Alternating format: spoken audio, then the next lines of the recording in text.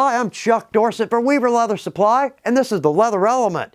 If you've got a good question for us or a good idea for a leather element, drop it in the comment box below.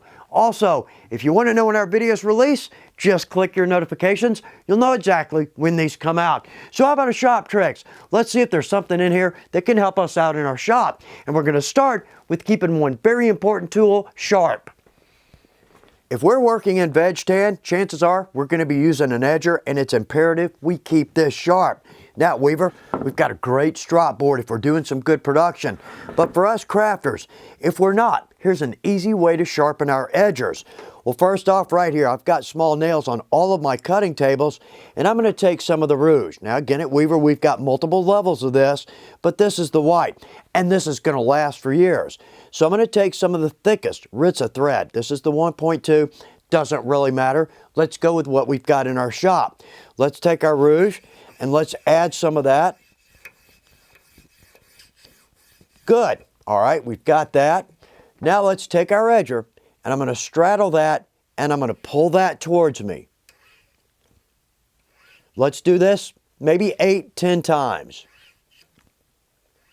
Okay, let's see how this works.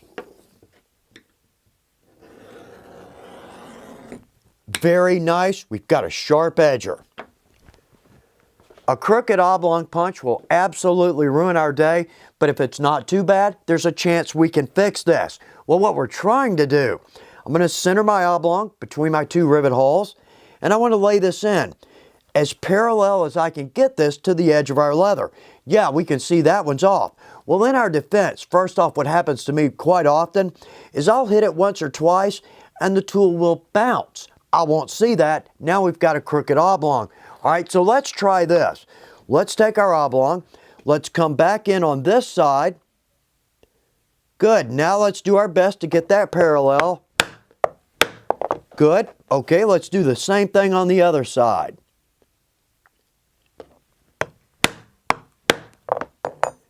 Now, it's a little bit wider oblong, but actually, that doesn't look too bad. I could have come out a little more on that side. In fact, why don't we try that? Yeah, there we go. Actually, that's a pretty clean oblong, but it'll actually be a big help to us if we've got a buckle in there that's got a larger prong on it.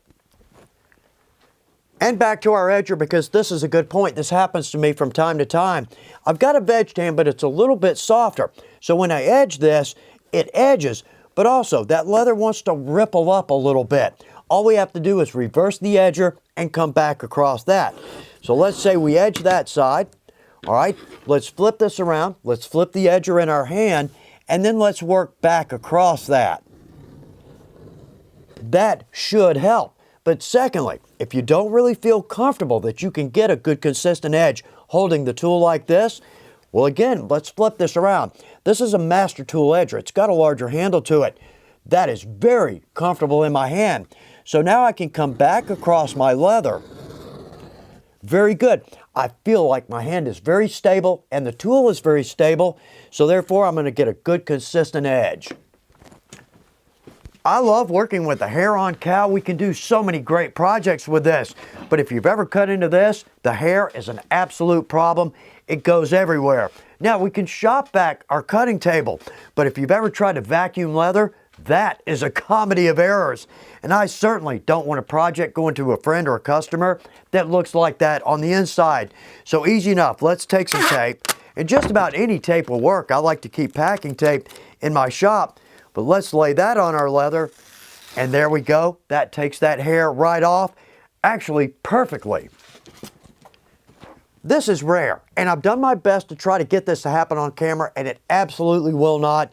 But what I'm talking about is bronzing.